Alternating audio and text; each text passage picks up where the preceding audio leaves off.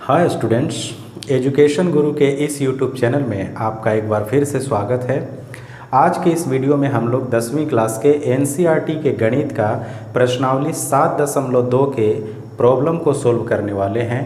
पिछले वीडियो में मैंने 7.2 के सेक्शन फार्मूला वाले कॉन्सेप्ट को समझाया है। उस वीडियो में हम लोगों ने इस बात को सीखा कि सेक्शन फार्मूला क्या होता है और सेक्शन फार्मूला को ज्योमेट्रिक तरीके से कैसे प्राप्त किया जाता है। तो उन सेक्शन फार्मूला के आधार पर हम इस पूरे चैप्टर के सारे प्रॉब्लम को सोल्व करने वाले हैं। तो चलिए प्रॉब्लम को सोल्व करने से पहले इस चैप्टर के दो महत्वपूर्ण सूत्र पर एक नज़र डाल लेते हैं।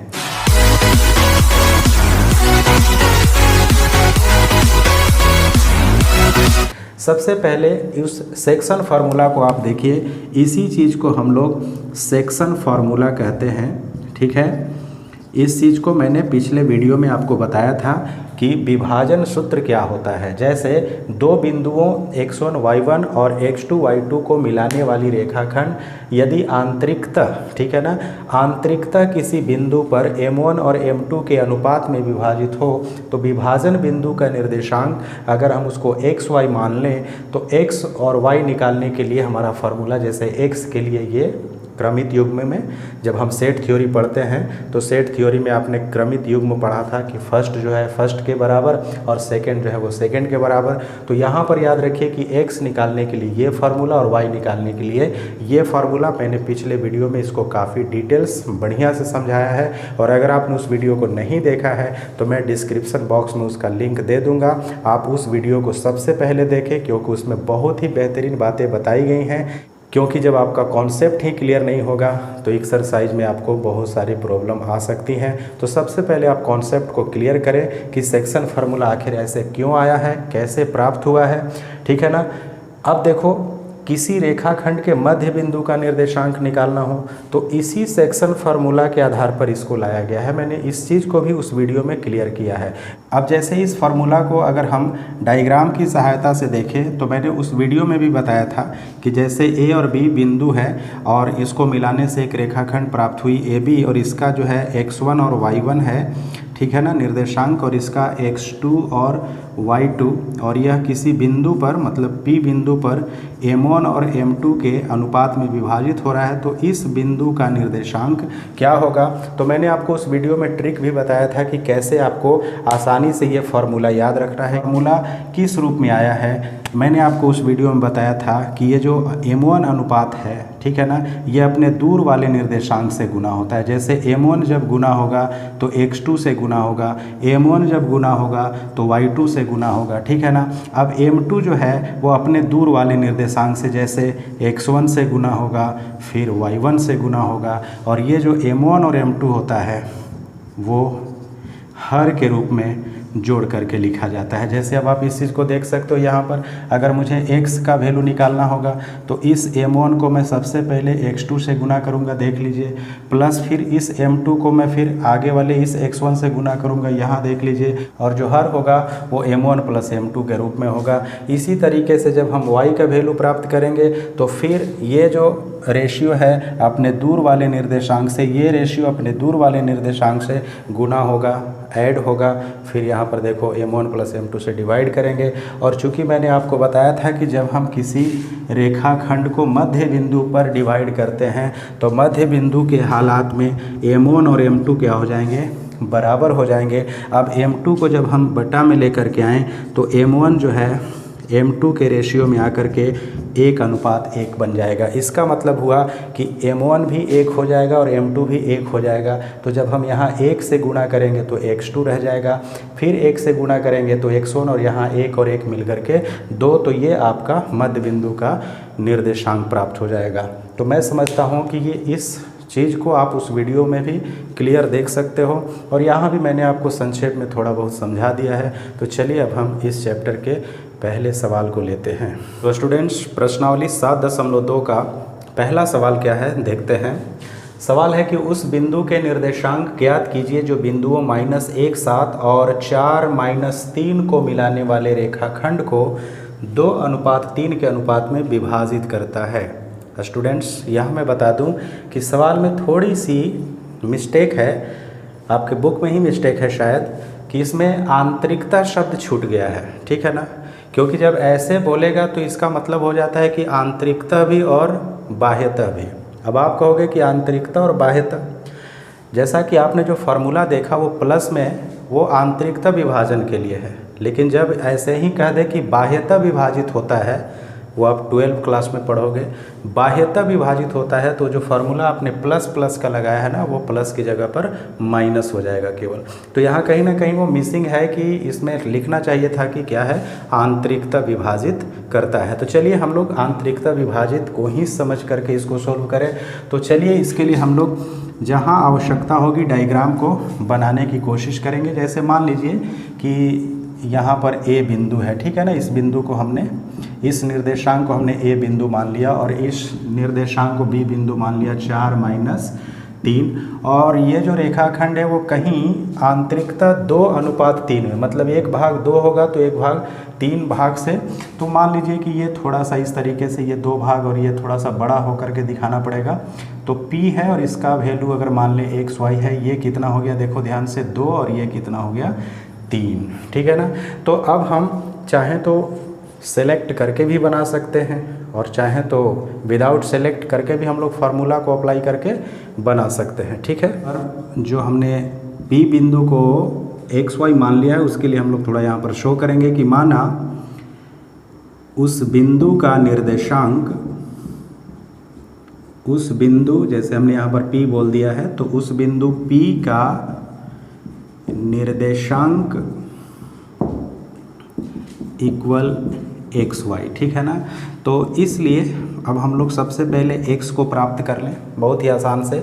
तो देखिए, अगर अब मैं बताऊं आपको कि विदाउट सिलेक्शन और विदाउट फार्मूला कैसे हम लोग हल कर सकते हैं, मैंने आपको टॉपिक में बताया था कि ये जो होता है, यहाँ ध्यान दें, ये जो रेशियो होता है वो किससे गुना होता है, दूर वाले निर्देशांक से। तो जब हम x को निकालेंगे तो इसको हम x से ही गुना करेंगे, ठीक है ना। तो 2 को किससे गुना करेंगे, ध्यान दीजिए, 2 को 4 से गुना करेंगे, प्लस लगाएंगे। अब ये जो 3 है वो अपने दूर वाले निर्देशांक से गुना होगा, यानी 3 जो है वो -1 से गुना होगा। और नीचे जो होता है वो m1 + m2 यानी 2 + 3 करेंगे। तो देखिए अब ये बढ़ता है, 4 दूनी 8 और ये -3 और ये 3 2 5, तो 8 और 3 घटा दीजिए तो 5/5, तो ये कट के कितना आ गया, 1।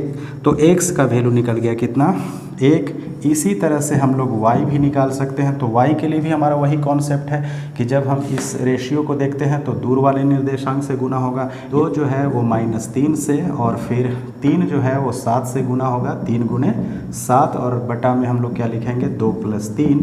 तो ये हो गया 3 दूनी 6 और 3 7 21, और ये 3 2 5, 21 में से 6 जब घटाएंगे तो यहाँ पर 15/5, तो यहाँ पर कितना गया, y बराबर, ये 3 बार में डिवाइड होगा, ठीक है ना। तो यहाँ पर 3 आ गया, तो y बराबर हमारा 3 आया, x बराबर 1, y बराबर 3। अब इस चीज़ को हम लोग लिख देंगे बढ़िया से कि उस बिंदु P का निर्देशांक XY, यानी XY के जगह पर हम 1 और 3 लिख देंगे। तो चलिए लिख लेते हैं।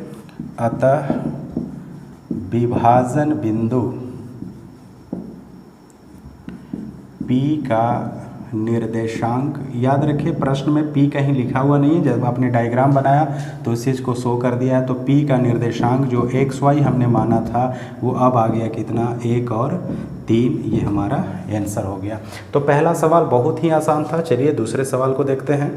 तो स्टूडेंट्स, अब हम लोग एक्सरसाइज का दूसरा प्रश्न देखते हैं। प्रश्न है कि बिंदुओं 4 -1 और -2 -3 को जोड़ने वाले रेखाखंड को समत्रिभाजित करने वाले बिंदुओं के निर्देशांक ज्ञात कीजिए। आपको याद होगा कि मैंने सेक्शन फार्मूला का जो कॉन्सेप्ट वाला वीडियो अपलोड किया है, उसमें हम लोगों ने सेक्शन फार्मूला के साथ साथ समत्रिभाजित के कॉन्सेप्ट को भी क्लियर किया था। तो चलिए डायग्राम से देखते हैं कि समत्रिभाजित में क्या होता है। जैसे मान लीजिए कि ये एक रेखाखंड है, ठीक है ना। इसका एक छोर जो है ए बिंदु से बना है, तो इसका वैल्यू है 4 -1 और बी का वैल्यू दिया हुआ है -2 -3, ठीक है ना। अब ये समत्रिभाजित होता है, मतलब समान 3 बराबर भागों में, ठीक है ना। 3 बराबर भागों में अगर इसको डिवाइड करना है तो जाहिर सी बात है कि इस पर मुझे अब सिर्फ 2 बिंदुओं की खोज करनी है। जैसे अगर मैं इसको P कहूँ और यहाँ पर मैं Q, तो ये देखो 1 2 और ये 3। अब ये 3 बराबर भाग को शो करने के लिए ऐसे चिन्ह में लगा दूँ, ठीक है ना, कि ये तीनों सेक्शन बराबर हैं। तो इस तरीके से हम कह सकते हैं कि इसका जो वैल्यू है एक्स वाई ये कितना होगा और इसका जो वैल्यू है एक्स वाई ये कितना होगा, यही मुझे ज्ञात करना है। तो मैं बारी बारी से पहले P बिंदु का निर्देशांक और फिर Q बिंदु का निर्देशांक निकालूंगा। तो गौर कीजिए कि जब हम P के ऊपर चलेंगे, P बिंदु का निर्देशांक निकालने, तो P के आगे जो है वो सिर्फ एक भाग है, ठीक है ना। और P के पीछे जो है, ठीक है ना, याद रखेंगे अभी यहाँ पर हम जब P की बात करेंगे तो यहाँ पर Q जो हमारा है वो ड्रॉप आउट हो जाएगा। तो P के आगे ध्यान से देखें एक भाग है, ठीक है ना। P के आगे एक भाग है और P के पीछे जो है वो देखिए एक और एक मिल करके ये 2 भाग है। तो इसका मतलब ये हुआ कि जब हम P बिंदु का निर्देशांक ज्ञात करेंगे तो हमारा जो M1 है, ध्यान से देखिए, P के लिए M1 अनुपात M2 जो होगा वो 1:2 होगा, ठीक है ना। मैंने इस चीज़ को उस वीडियो में कॉन्सेप्ट में क्लियर किया था।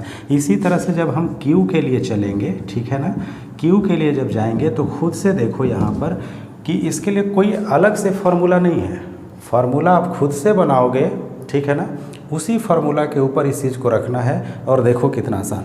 तो अब जब हम Q बिंदु पर जाएंगे तो P बिंदु ड्रॉप आउट हो जाएगा और जब हम Q बिंदु पर जाएंगे तो P बिंदु ड्रॉप आउट हो जाएगा। तो Q बिंदु के लिए Q के आगे जो है वो अब 2 भाग हो जाएगा, ठीक है ना। जब हम बात करेंगे Q के लिए तो Q के आगे अब 2 भाग होंगे, तो ये M1 2 हो जाएगा और Q के पीछे अब सिर्फ 1 भाग होगा। तो ये आपको याद रखना है कि अगर आप सेक्शन फार्मूला से बनाना चाहेंगे तब, और अगर आप इस चीज़ को ऐसे बनाना चाहेंगे कि P को अगर हम प्राप्त कर लें तो अब P और B के लिए Q जो है मध्य बिंदु है, तो हम मध्य बिंदु के फार्मूला को भी अप्लाई कर सकते हैं, ठीक है। तो जैसे आपको आसान लगता है, जैसे आप अगर Q पहले ज्ञात कर लोगे तो Q का निर्देशांक और A का निर्देशांक, इन दोनों रेखाखंड से ये P जो है मध्य बिंदु बन जाएगा।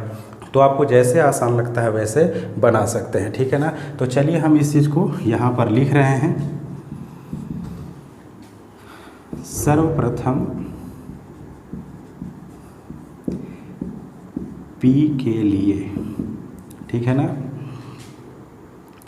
x1 पहले चुन लेते हैं। x1 कितना है देखो ध्यान से, x1 है 4, x2 कितना है वहाँ पर देखो, ये मैं सिलेक्शन करके बना रहा हूँ। अगर आप चाहोगे कि डायरेक्ट हम बनाएं तो डायरेक्ट भी बना सकते हो। मैंने आपको बताया था कि ये जो अनुपात होता है अपने दूर वाले निर्देशांक से गुना होता है। आप जो जैसे मैंने पहला सवाल बनाया है वैसे भी बना सकते हैं, और ये मैं थोड़ा सा दूसरे ढंग से बना दे रहा हूँ ताकि आपको अलग अलग तरीके से मैं समझाऊँ, जो तरीका आपको आसान लगे उस तरीके से आप सोल्व कर लें, ठीक है ना।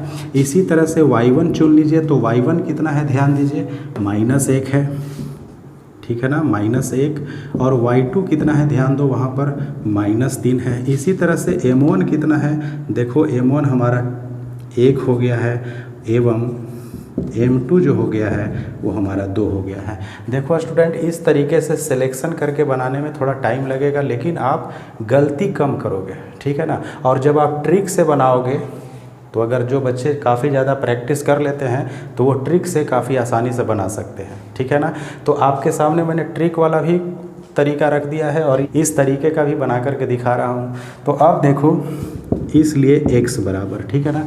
अब मुझे P के लिए निर्देशांक निकालना है, जाहिर सी बात है x y। तो x का फार्मूला क्या है, m1 x2 plus m2 x1 upon m1 plus m2, ये हो गया फार्मूला। अब इस फार्मूला पर आप रखिए ध्यान से चिन्ह के अनुसार, m1 x2 मतलब देखो क्या है, 1 को गुणा करना है -2 से, 1 - 2 प्लस, अब m2 x1 मतलब 2 को गुणा करना है 4 से, तो 4 × 2 बटे m1 प्लस m2, तो 1 + 2। अब देखो ये -2 हो गया और यहाँ पर 4 दूनी 8 हो गया, बटे कितना 3, 8 में से -2 गया तो कितना हो गया ध्यान दो 6, 8 में से 2 गया 6 और ये 3, तो ये कट के कितना हो गया 2। तो इसका मतलब कि x का वैल्यू कितना आ गया 2। अब हम y का वैल्यू निकाल लेते हैं, ठीक है।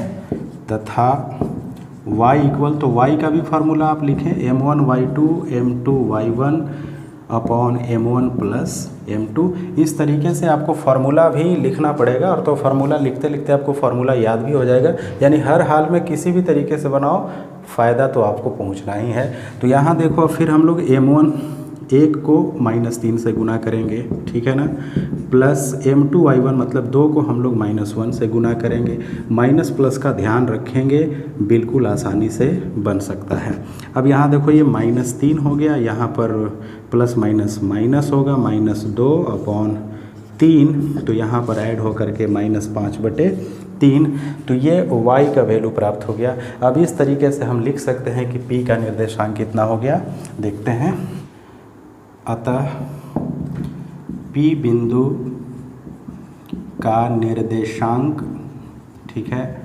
अब P बिंदु का निर्देशांक हमने x y माना है, तो x का वैल्यू जो निकला था वो कितना निकला था, देखें 2 निकला है, और y का वैल्यू अभी -5/3 निकला है। तो ये हमारा P बिंदु का निर्देशांक हो गया। अब इसी तरीके से जब हम Q बिंदु पर पहुँचेंगे, ठीक है ना, तो Q के लिए देखिए, अब Q के लिए, ठीक है ना, तो Q के लिए जब चलेंगे तो देखो x1 x2 y1 y2 नहीं बदलना है। x1 कितना है आपका, देखो 4, x2 कितना है वहाँ देखो -2, y1 कितना है -1, y2 कितना है -3, m1 और m2 बदल जाना है, याद रखो Q के लिए। अब Q के आगे जो है वो क्या है, देखो 2 भाग है, और उसके पीछे कितना भाग रह जाएगा, 1 भाग। मैंने यहाँ डिटेल भी कर दिया था। तो m1 जो है 2 हो जाएगा, एवं m2 जो है वो कितना हो जाएगा 1।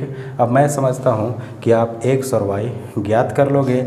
x बराबर वाट, y बराबर वाट, ये मैं आपके प्रैक्टिस के लिए छोड़ रहा हूँ, इसको आप बना लोगे। अब यहाँ पर मैं आपको बताऊँ कि अगर आपने P निकाल लिया था, ठीक है ना, तो Q निकालने के लिए हम इस फार्मूला की जगह पर हम मध्य बिंदु का फार्मूला भी अप्लाई कर सकते थे। तो वो सारी चीज़ें आपकी प्रैक्टिस के लिए, ठीक है ना। चलते हैं तीसरे क्वेश्चन की तरफ। तो स्टूडेंट्स, अब हम इस चैप्टर का तीसरा प्रश्न लेते हैं। प्रश्न काफ़ी लंबा है, तो मैंने उस प्रश्न को बुक में ही रहने दिया है। बस बुक से जो इम्पोर्टेंट बातें हैं मैं आपको बता रहा हूँ, ताकि मैं आपको समझा सकूं कि इस प्रश्न में कह क्या रहा है। आप प्रश्न के लिए आप अपना बुक देख सकते हैं। इस प्रश्न में यह बताया गया है कि निहारिका नाम की एक लड़की है जो दूसरी पंक्ति से दौड़ रही है, ठीक है ना, और दौड़ कितना लगाना है, देखो यहाँ से A से D तक की दूरी जो है वो 100 मीटर है। मतलब प्रश्न में दिया हुआ है कि 1-1 मीटर पर 100 गमले रखे हुए हैं। तो जाहिर सी बात है कि एक गमले की दूरी अगर 1 मीटर है तो 100 गमले की दूरी 100 मीटर हो जाएगी। मतलब ऐसे समझ लो AD जो है वो 100 मीटर है, ठीक है ना। अब निहारिका नाम की लड़की दूसरी पंक्ति से दौड़ती हुई, है ना, AD के अनुदिश बने AD की तरफ दौड़ती है, लेकिन कितना दौड़ती है, मात्र 1/4 भाग दौड़ती है। यानी AD का 1/4 कहने का मतलब 100 का 1/4, ठीक है ना।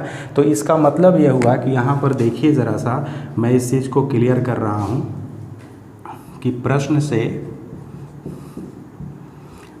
निहारिका, ठीक है ना, निहारिका जिसके लिए हम n शब्द का इस्तेमाल कर रहे हैं, ठीक है ना, निहारिका का निर्देशांक ज़रा देखते हैं क्या होगा, क्योंकि हमें निर्देशांक पता होना चाहिए। तो निहारिका के लिए हमने n शब्द का इस्तेमाल किया, तो उसका निर्देशांक क्या होगा, देखो दूसरी पंक्ति से वो चली है, तो इसका मतलब कि ये जो अक्ष होता है वो x अक्ष हो गया। अब ये जो अक्ष है देखो x एक्सिस हो गया, और ये जो d है वो y एक्सिस हो गया। तो मतलब निहारिका दूसरी पंक्ति से चल रही है, लेकिन कितना गई है, 100 का 1/4, 100 का 1/4। तो यहाँ से इसको अगर हम कैंसिल करें तो कितना आता है, 25। इसका मतलब कि n का जो बिंदु आ गया वो है 225, ठीक है ना, याद रखोगे। अब इस चीज़ को मैं यहाँ पर शो करूँ उससे के बाद में पहले देख लेते हैं एक और। अब प्रीत नाम की एक लड़की जो है वो 8वें पंक्ति से, ठीक है ना, दौड़ती है, और इसी के अनुदिश 1/5, ठीक है ना। तो देखते हैं ज़रा सा, तथा प्रीत, इसके लिए मैं P लिख रहा हूँ, ठीक है ना, का निर्देशांक, ठीक है, क्या होगा, ध्यान से देखिए। ये 8वीं पंक्ति से चली है, मतलब x इसका तो 8 हो गया, लेकिन 100 का ये कितना दौड़ी है, 1/5। तो ये जब इससे कैंसिल होगा तो 20 होगा। इसका मतलब ये हुआ कि p का जो निर्देशांक हो गया प्रीत का, वो 8 और 20 हो गया, ठीक है ना। इसका मतलब कि 8वीं पंक्ति से दौड़ी है और कितना दूर गई है, 20 मीटर, और ये दूसरे पंक्ति से गई है और कितना दूर गई है, 25 मीटर, ठीक है ना। अब इन निर्देशांकों से पता चलता है कि निहारिका प्रीत से लगभग 5 मीटर ज़्यादा चली है। तो इस चीज़ को अब हम इस फिगर में लिखने वाले हैं, शो करने वाले हैं। जैसे निहारिका के लिए देखिए x2, और ये मान करके चलिए कि 25, तो 25 मान लो कि यहाँ पर है, ठीक है ना। थोड़े सा इस बात को सिर्फ मानना है। मान लो कि निहारिका का यहाँ पर बिंदु है और निहारिका यहाँ आकर के एक झंडा गाड़ देती है, ठीक है ना। यहाँ निहारिका आकर के एक झंडा अपना गाड़ देती है इस तरीके से। और इसी तरीके से अब 8वें पंक्ति में चलिए, प्रीत के लिए वो 20 मीटर दौड़ी है, मतलब यहाँ से तो जाहिर सी बात है कि इससे थोड़ा सा नीचे, ठीक है ना। तो मान लीजिए कि यहाँ पर प्रीत है और प्रीत ने भी एक झंडा अपना इस तरीके से गाड़ रखा है ऐसे, ठीक है ना। अब प्रश्न में यही कह रहा है कि इनको मिलाने से एक रेखाखंड जो प्राप्त हो रही है, या जो भी हो, इसी का दूरी आपको बताना है कि क्या होगा, इसका डिस्टेंस बताना है। डिस्टेंस मीन्स दूरी, ठीक है ना। अब n का जो वैल्यू है वो कितना है, मैं इस चीज़ को यहाँ पर मिटा करके थोड़ा सा लिख दे रहा हूँ। ये है 2 और 25, और p का निर्देशांक आ गया है कितना, यहाँ पर मैं शो कर रहा हूँ, ये है 8 और 20। तो ये जो है चैप्टर सेक्शन फार्मूला पर ज़रूर था, लेकिन सेक्शन फार्मूला के साथ साथ आपको पिछले जो एक्सरसाइज था उसकी पुनरावृत्ति भी है, मतलब NP की दूरी निकालनी है, ठीक है। तो अब हम NP की दूरी आसानी से निकाल सकते हैं, ठीक है, देखते हैं। अतः NP की दूरी, अब यहाँ पर हम डिस्टेंस का फार्मूला, ठीक है ना, क्या लगाएंगे। देखो फार्मूला आप लिख भी सकते हो, नहीं भी लिख सकते हो। करना क्या होता है कि हम फर्स्ट से फर्स्ट, ठीक है ना, सेकंड से सेकंड, तो हम यहाँ पर क्या लिखेंगे, देखो 2 - 8 का स्क्वायर प्लस 25 - 20 का स्क्वायर। ये देखो जब इसको घटाएंगे तो -6 का स्क्वायर, यहाँ भी घटाएंगे तो 5 का स्क्वायर। ये हो गया 6 × 6 = 36 और ये 25 इक्वल। अब इसको जब हम ऐड करेंगे तो ये √61। अब चूंकि ये मीटर में दिया हुआ था, अगर ये मात्रक में नहीं दिया हो रहा था तो हम इसको सिर्फ मात्रक या इकाई लिखते, लेकिन चूंकि ये मीटर में है इसलिए हम इसको क्या लिख देंगे, मीटर। तो ये हमारा एक आंसर।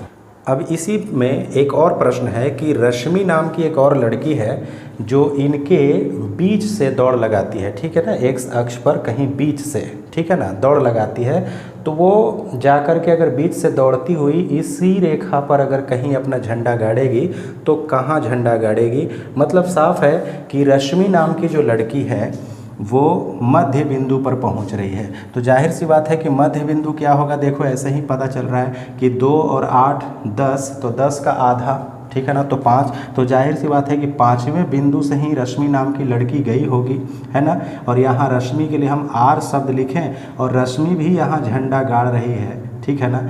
तो इसका निर्देशांक क्या होगा, यही हमें बताना है। और ये जो निर्देशांक है मैं इसको x और y मान रहा हूँ, ठीक है ना।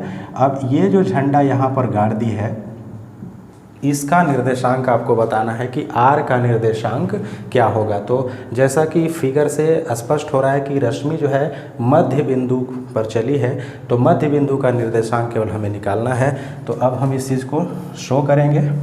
अब यहाँ से इस चीज़ को हम यहाँ भी ऐसे काट करके लिख सकते हैं। देखो यहाँ पर निहारिका, यहाँ प्रीत, निहारिका के लिए है 2 और 25 और प्रीत के लिए है कितना, 8 और 20।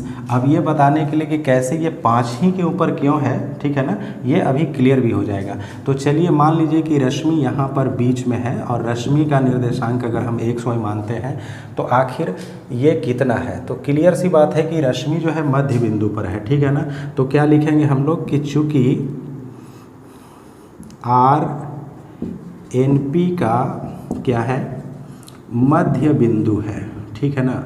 ये प्रश्न से ही पता चल रहा है मध्य बिंदु है, ठीक है। तो इसलिए मध्य बिंदु का निर्देशांक क्या होता है। ध्यान रखो, बहुत ही सिंपल मैथ है निर्देशांक। तो x इक्वल क्या होता है, इस x को निकालने के लिए बस इसको जोड़ते हैं और आधा करते हैं। तो देखो क्या हो गया, 2 + 8/2। तो ये कितना हो गया, 10/2 यानी 5। और y जो होगा क्या होगा, 25 को 20 में जोड़ना पड़ेगा, 25 + 20/2, तो ये हो गया 45/2। इसको अगर काटेंगे तो ये 22.5 मीटर। ठीक है ना। इसका मतलब ये हुआ कि रश्मि जो लड़की है वो 5वें लाइन से चलेगी। ठीक है ना, क्योंकि दूसरी पंक्ति और 8वें पंक्ति के बीच वाली पंक्ति जो है वो 5 हो रही है। ठीक है, और वो कितना दूर जाएगी, 22.5 मीटर जाएगी, 22.5 मीटर जाएगी। तो इसको हम लोग अच्छे ढंग से लिख लेते हैं। अतः रश्मि 5वीं रेखा पर 22.5 मीटर की दूरी पर झंडा गाड़ेगी। ठीक है, तो ये हमारा आंसर हो गया। तो स्टूडेंट्स, अब हम प्रश्नावली 7.2 के चौथे प्रश्न को देखते हैं। और ये चौथा प्रश्न परीक्षा की दृष्टि से काफ़ी इम्पोर्टेंट है, इसलिए इसको मैं VVI की श्रेणी में रख रहा हूँ। परीक्षा में प्रश्न पूछा जा सकता है, तो इस चीज़ को ज़रा सा गौर से देखिएगा कि कैसे इसको हल करते हैं। जैसे -3 और 10 और 6 और -8 को जोड़ने वाले रेखाखंड को बिंदु -100 किस अनुपात में विभाजित करता है।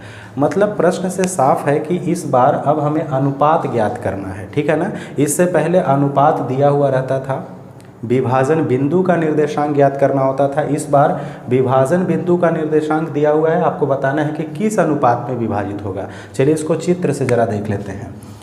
जैसे मान लीजिए कि ये A बिंदु है और इस बिंदु का निर्देशांक है -3 और 10, और B बिंदु का निर्देशांक है यहाँ पर देखिए 6 - 8, और मान लो कि ये किसी बिंदु पर P पर अनुपात में विभाजित हुआ है, लेकिन कौन से अनुपात में ये अभी पता नहीं है। ठीक है ना, लेकिन इसका वैल्यू आपको दे दिया है, P बिंदु का निर्देशांक कितना दे दिया है, -1 और 6। अब डायग्राम को एक बार फिर से देख लीजिए। A बिंदु का निर्देशांक -3 और 10, B बिंदु का निर्देशांक 6 और -8। ठीक है ना।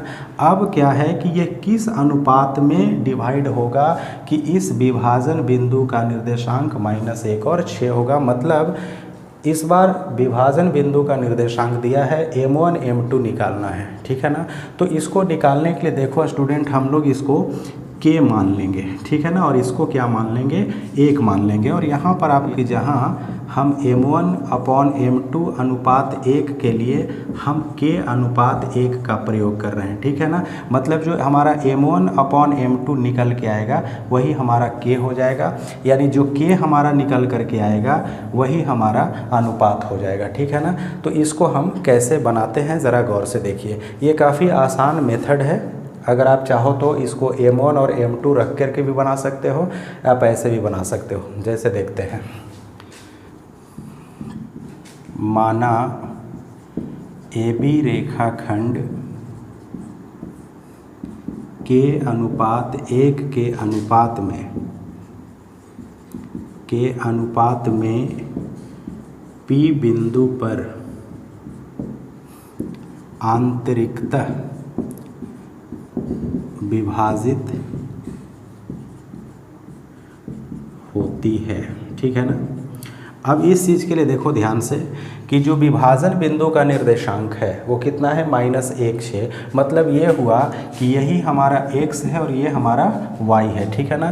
तो अब आप देखो कि यहाँ पर x y का जो फार्मूला होता था वो क्या होता था, थोड़ा सा दिमाग में रखना है। एक्स वाई का फार्मूला क्या होता था, देखो ध्यान से। अगर मुझे एक्स वाई निकालना होता तो हम कहते m1 x2 m2 x1 upon m1 plus m2। ठीक है ना, कॉमा करते y का फिर यहाँ पर लिखते m1 y2 plus m2 y1 upon m1 plus m2। ठीक है ना, ये होता। अब इसके अनुसार हम देखो हमारा x जो है वो कितना है, ध्यान से देखो -1 है, y कितना है 6 है। अब यहाँ पर हम लोग इस्तेमाल कर रहे हैं तो m1 के जगह पर हमको क्या दिखाई दे रहा है, k। तो हम लोग यहाँ पर k ठीक है ना। अब इस के साथ किसको गुना करेंगे, 6 को, ठीक है ना। के गुणे 6 प्लस ये इंटू का चिन्ह हो गया m2x1, ठीक है ना। तो ये 1 हो गया और 1 गुना होगा किससे, -3 से, और नीचे जो होगा k+1 हो जाएगा, ठीक है ना। बहुत सिंपल है, इसको बार बार देखोगे, ये आसान मेथड है, इसको इस तरीके से बनाओगे तो आसानी से सीख जाओगे, समय भी कम लगेगा। m1 फिर देखो, अब यहाँ पर m1y2 का मतलब क्या है, अब ये जो k है वो अपने दूर वाले से गुणा होगा, तो k जो है गुणा हो रहा है -8 से, ठीक है ना। इस चीज़ को मैं थोड़ा सा ऐसे यहाँ पर लिख दे रहा हूँ, प्लस 1 जो है वो 10 से गुना हो जाएगा, ठीक है ना, अपॉन हम क्या करेंगे यहाँ पर k+1। तो अब देखो कि यहाँ पर एक -1 6 और यहाँ पर हो गया 6k-3 अपॉन k+1 और यहाँ हो गया -8k + 10 अपॉन k+1। अब क्रमित युग्म वाले नियम से आप जानते हैं कि फर्स्ट के बराबर, सेकंड के बराबर। यहाँ स्टूडेंट्स याद रखिए कि हमें जब अनुपात निकालना हो तो हम सिर्फ किसी एक के ऊपर जाते हैं, ठीक है ना। ऐसा नहीं कि आप इसके ऊपर भी जाके इसको निकाल रहे हो, फिर इसके ऊपर भी जाके निकाल रहे हो, ऐसा करने पर आपके टाइम भी बर्बाद हो जाएंगे।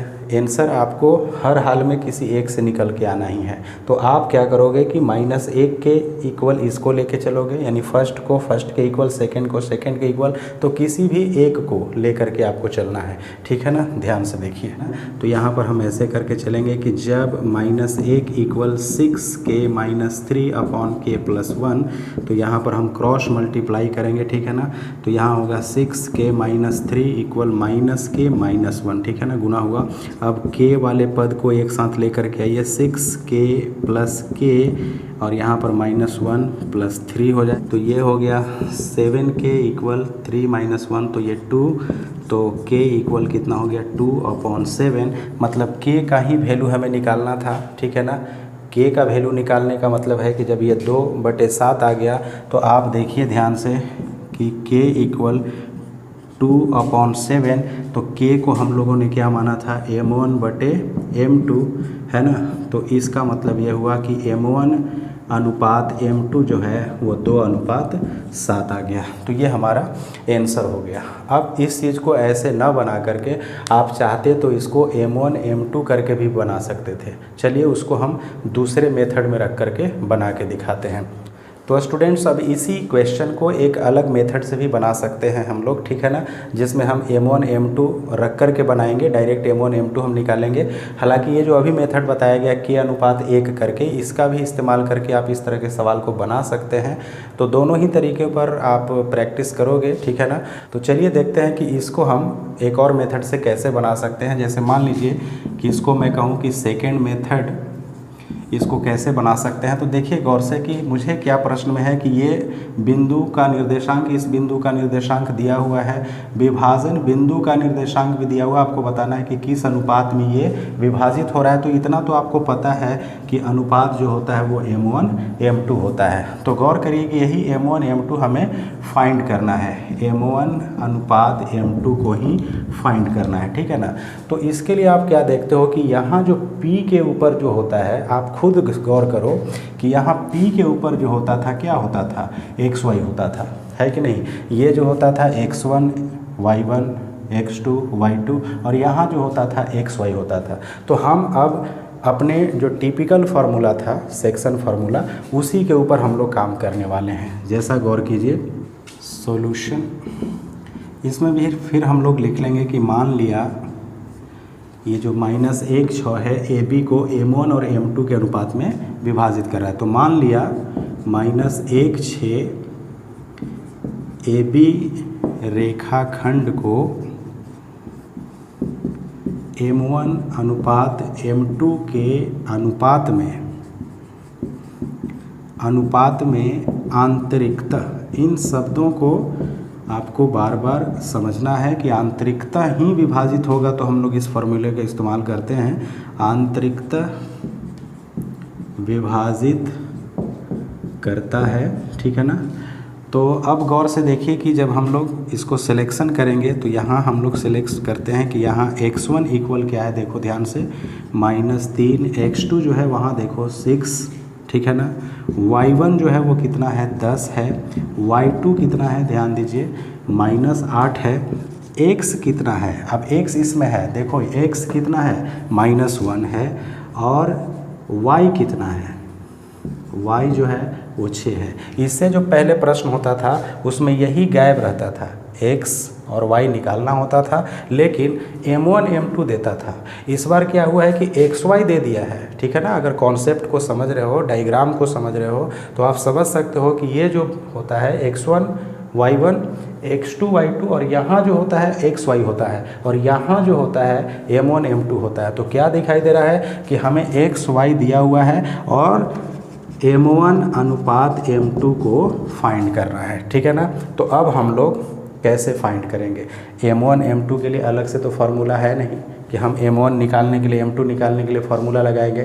तो हमारे पास जो फार्मूला है या तो x का फार्मूला हमारे पास है या तो y का फार्मूला है। तो स्टूडेंट मैं आपको बता रहा हूँ कि केवल आपको किसी एक पर चलना है। जैसे x का मान दिया हुआ है तो हम x पर भी जा सकते हैं, y का मान दिया हुआ है तो हम y वाले फार्मूले पर भी जा सकते हैं। अगर ऐसा हो कि x का मान नहीं दिया हो, y का मान दिया हो, तो हम x वाले फार्मूला पर नहीं जाएंगे, ठीक है ना। जिसका मान दिया हुआ रहेगा, जैसे x का मान दिया हुआ है तो x के फार्मूले पर भी जा सकते हैं, y का मान दिया हुआ है तो y के फार्मूले पर भी जा सकते हैं, ठीक है ना। और अगर मान लीजिए कि y का मान नहीं दिया है तो हम y वाले फार्मूला पर बना ही नहीं सकते हैं, ठीक है ना। उसके लिए हमें दिए गए मान वाले फार्मूला पर चलना होगा। तो आप देखो कि यहाँ दोनों का मान दिया हुआ है, तो क्या दोनों पर चलेंगे? इसमें क्या होगा कि आपकी समय की बर्बादी हो जाएगी। आप किसी एक पर जाओगे, ठीक है ना, चाहे तो आप x वाले फार्मूला पर जाओ, चाहे तो y वाले फार्मूला पर, मान निकलना ही है। तो चलिए हम निकालते हैं, और आप लोग से रिक्वेस्ट है कि आप उसकी जांच करेंगे। मैं x के ऊपर चल रहा हूं, आप इसको प्रैक्टिस यानी घर पे जांच कर लोगे कि y पर क्या वही आंसर आ रहा है कि नहीं। तो स्टूडेंट्स अब हम यहाँ पर चूँकि करके x का फार्मूला लिखेंगे, ठीक है ना। x का फार्मूला क्या होता है, m1 x2 plus m2 x1 upon m1 plus m2, ठीक है ना। अब यहाँ देखो कि हम x का मान रखेंगे, सब कुछ क्लियर है। x कितना है देखो -1, अब m1 तो नहीं मालूम है तो x2 क्या है दिया हुआ, ध्यान से देखो 6 दिया हुआ है, तो यहाँ पर हम 6 लिख देंगे। और m2 नहीं मालूम है, x1 कितना है, x1 है -3, हम यहाँ पर -3 लिख देते हैं, और अपॉन m1 प्लस m2, यानी जो जो मान दिया हुआ है उसको आप इसमें रख दीजिए, फ्रेम में कस दीजिए। तो -1 यहाँ 6m1 माइनस यहाँ हो गया 3m2, ठीक है, अपॉन m1 प्लस m2। अब हम यहाँ पर क्रॉस गुना करेंगे, जैसे एक ले लें यहाँ पर, तो यहाँ पर हम गुना करेंगे 6m1 माइनस 3m2 इक्वल, अब -1 से गुना होगा तो -m1 माइनस m2। अब क्या करोगे कि m1 वाले को m1 की तरफ, m2 वाले को m2 की तरफ, तो 6m1 प्लस m1, ठीक है ना, ये माइनस प्लस में हो गया और ये इस तरफ जाएगा। तो देखो 3m2 पहले इसको लेकर के गए हैं, प्लस हो गया, और माइनस m2, ठीक है ना। तो इस चीज़ को ध्यान से देखो, यहाँ पर हो गया ऐड होकर के 7m1 और यहाँ पर कितना हो गया 2m2। अब देखो क्या करेंगे, इसके जो गुणांक है ना इसको हम लेकर के आएंगे इसके नीचे और m1 को इसके नीचे लेकर के जाएंगे, ठीक है। या ऐसे भी कर सकते हैं कि m1 को यहाँ रहने देंगे, देखो m1 और m2 को हम यहाँ से बट्टा में लेकर के आएंगे और यहाँ पर 2, तो यहाँ पर से बट्टा में 7। तो इस तरह से m1 और m2 का मान निकल चुका है, यानी m1 अनुपात m2 इक्वल कितना हो गया 2:7। ये हमारा आंसर हो गया। तो मैं समझता हूँ कि दोनों ही मेथड काफ़ी आसान थे। एक मेथड में आप इसको जो है आप क्या मान लेते हो, एक मेथड में मैंने आपको बताया कि m1 अनुपात m2 अनुपात 1 को ही हम लोग k अनुपात 1 मान के चलते हैं, ठीक है ना। और ये जो हमारा k निकलता है वो k हमारा क्या हो जाता है, m1/m2 हो जाता है। तो जो मेथड आपको आसान लगता है वैसे बनाएंगे। और अब मैंने इसको x पर बनाया है, आप इसको y पर चेक कर लीजिएगा इतना ही आता है कि नहीं, ठीक है ना। वो प्रैक्टिस करिएगा, परीक्षा में आप दोनों पर मत चले जाइएगा क्योंकि आपके समय की बर्बादी होगी। तो स्टूडेंट्स अब हम प्रश्नावली 7.2 के 5वें क्वेश्चन के ऊपर आ गए हैं। देखते हैं 5वां क्वेश्चन क्या है।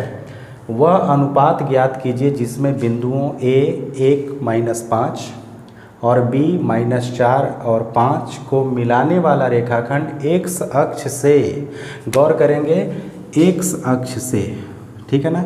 देखिए स्टूडेंट्स, जो सवाल को गहराई से पढ़ेंगे वो कॉन्सेप्ट को समझ करके मैथ को बड़े ही आसानी से हल कर लेंगे, ठीक है ना। तो हड़बड़ाहट नहीं करनी है, बस सवाल को बढ़िया से समझना है, क्या बातें आ रही हैं उसके अंदर, और उसको फिर डायग्राम में या अपने कॉन्सेप्ट में इस्तेमाल करना है। x अक्ष से विभाजित होता है, मतलब विभाजन बिंदु इस बार x अक्ष पर है। इसका मतलब यह है कि x का मान तो होगा लेकिन y का मान नहीं होगा। अब ऐसा नहीं कि y का मान नहीं होगा, y का मान 0 हो जाएगा, ठीक है ना। इस विभाजन बिंदु के निर्देशांक भी ज्ञात करने हैं, ठीक है। तो चलिए इसको हम लोग थोड़ा सा डायग्राम से बना के देखते हैं।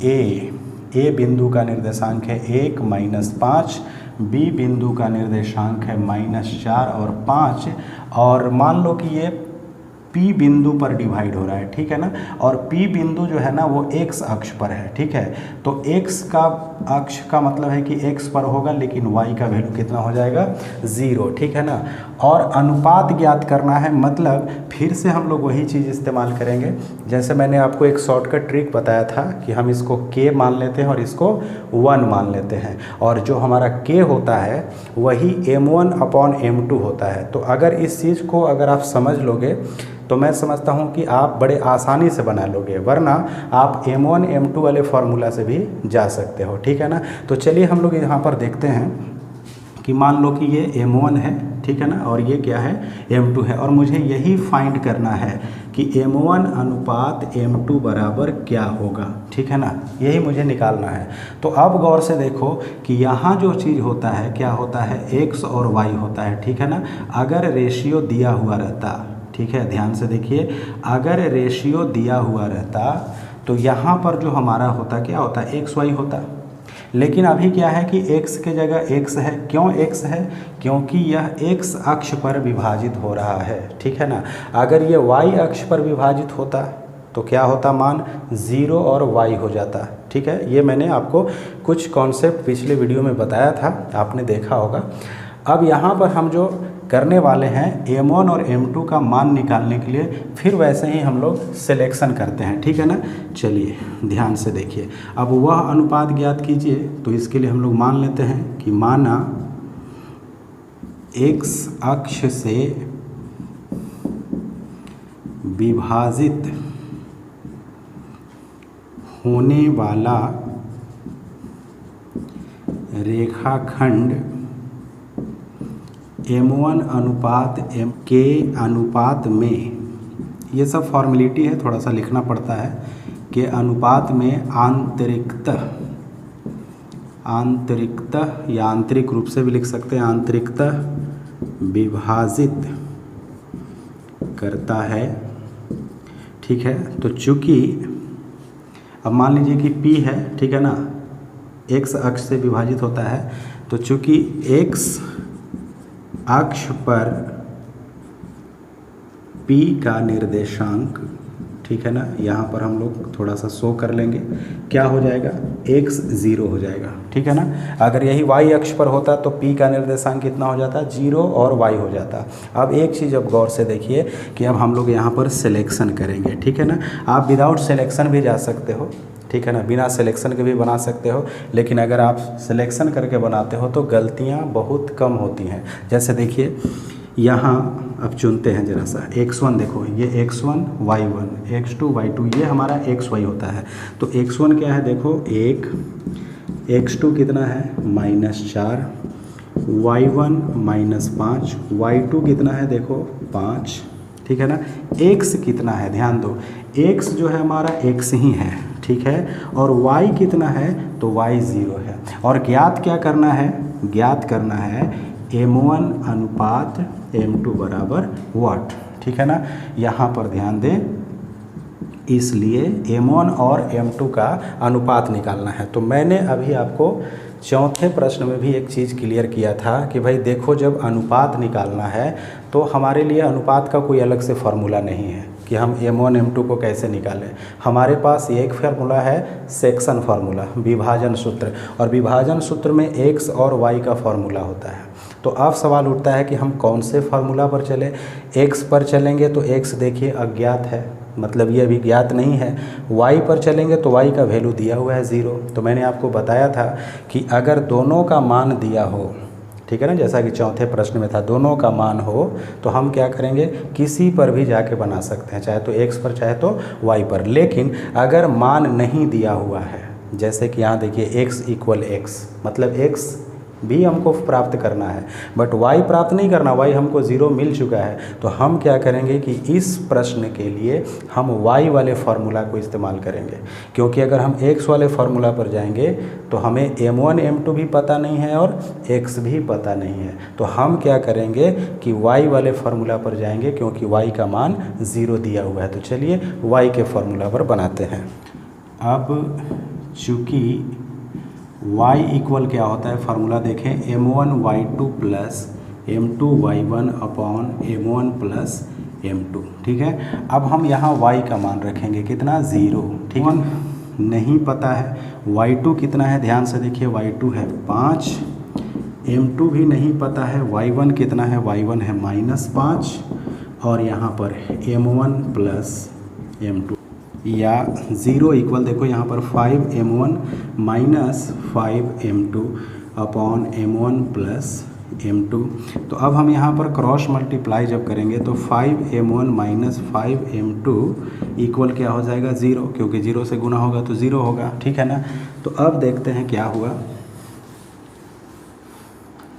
या 5m1 इक्वल, ये उस तरफ लेके जाएंगे तो प्लस में, ठीक है ना। तो m1 के नीचे m2 कर दीजिए, 5 के नीचे 5 कर दीजिए, तो m1 अपॉन m2 5/5। तो यहाँ पर देखो ये कट के कितना आएगा, 1।